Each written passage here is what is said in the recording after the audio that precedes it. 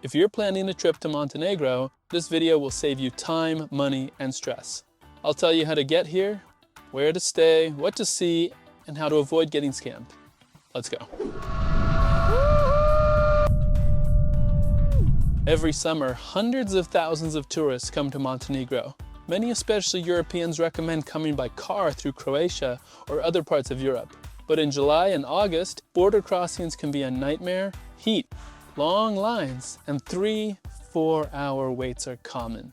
It's much easier, faster, and more pleasant to fly directly into Tivat or Podgorica and take it from there. And here's how. Oink, oink. Once you land, you have two options: rent a car or rely on taxis and buses. My honest advice: if you want freedom and fewer headaches, go with the car. If you rent from us, we'll meet you right at the airport, and before your flight home, you'll drop it off at the exact same spot. We've made a separate video on driving in Montenegro. Definitely check it out to avoid tickets.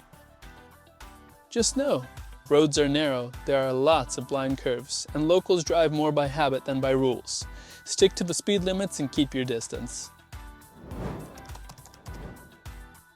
If you're going to use taxis, there are a few things to keep in mind. First, prices start at around 20 euros, and it's best to book in advance.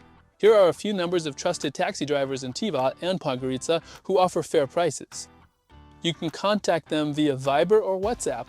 By the way, Viber is still the main messaging app in Montenegro, although many people are starting to switch to other platforms. In Podgorica, there's also the Tesla app. You can use it to request a car, but be warned, during the high season, cars might simply not be available.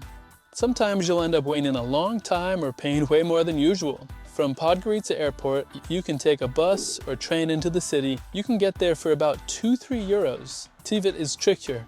There's only taxis, or you can walk to the town in 20-30 minutes. From Podgorica, you can also take a train to SUB&DUB or Bar.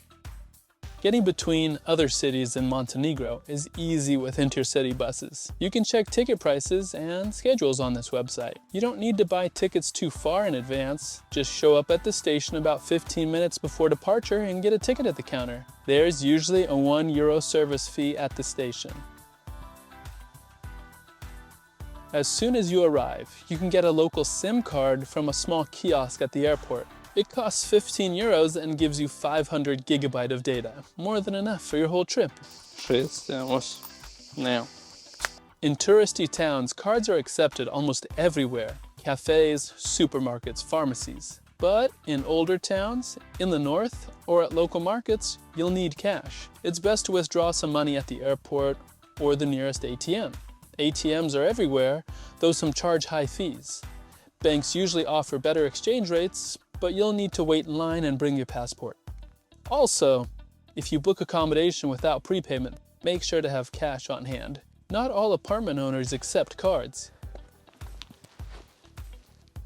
If you're staying for a week or two, booking an Airbnb have plenty of options for every budget. But if you're coming for a month or more, you might be tempted to look for apartments in Facebook groups. Be careful, there are a lot of scammers, especially in the most popular groups. They'll take a deposit and vanish. In the description, we'll link to a few trusted places where you can safely book accommodation. I almost forgot to mention the tourist tax. In Montenegro, almost all tourists have to pay it, and it's 1 euro per person per day. Hotels are required to register guests themselves, and the tax is usually included in the price of accommodation. However, if you're renting from a private owner, the tax is often not included, and you'll need to pay it yourself at the local tourist office. If you don't register or pay the tourist tax, you may be fined at the border when leaving the country.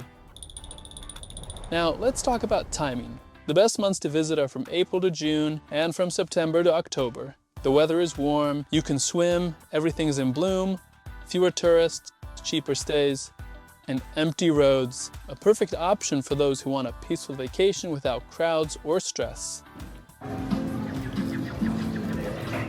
Montenegrins love food, so the portions here are no joke. In local, especially traditional restaurants, one dish is often enough for two. We usually order several dishes to share, so everyone can try a bit of everything, perfect for groups. Of course, in modern European-style restaurants, portions are standard. We're planning a separate video about food and restaurants in Montenegro, so subscribe if you don't want to miss it. And if it's already out, make sure to watch it. Yeah! One amazing thing about Montenegro is that in just 1 week, you can see the sparkling coast and the mountain peaks of national parks. When people ask me where to go and what to see, I suggest starting with the Bay of Kotor and taking the scenic drive up to Lovćen. You should definitely make it to Jablják, the Black Lake, and the Dermator Ring. If you have the time and energy, visit the Prokletije Mountains and Ada Bojana. All of this is doable in 7-10 days, especially with a car. We have a full playlist on our channel, Montenegro Travel Guide, where we go into detail about each location, how to get there, prices, and what not to miss. Be sure to check it out. And finally, the most common question, how much money do you need? Of course, it depends on the season, but on average, solo traveler, 50-70 euros per day. Couple, 100-130 per day. Family, from 150 euros per day and up. That includes accommodation, car rental, and food, but nothing fancy.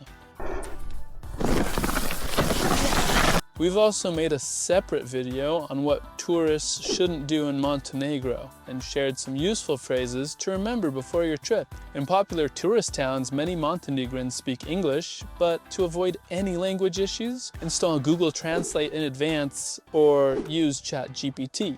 Unfortunately, most translators don't include Montenegrin, so just select Serbian. People will understand you. I hope I've answered most of the questions you had. If not, feel free to leave a comment, we'll reply. Hit the like button if it was helpful, and I wish you a great vacation. See you here in Montenegro.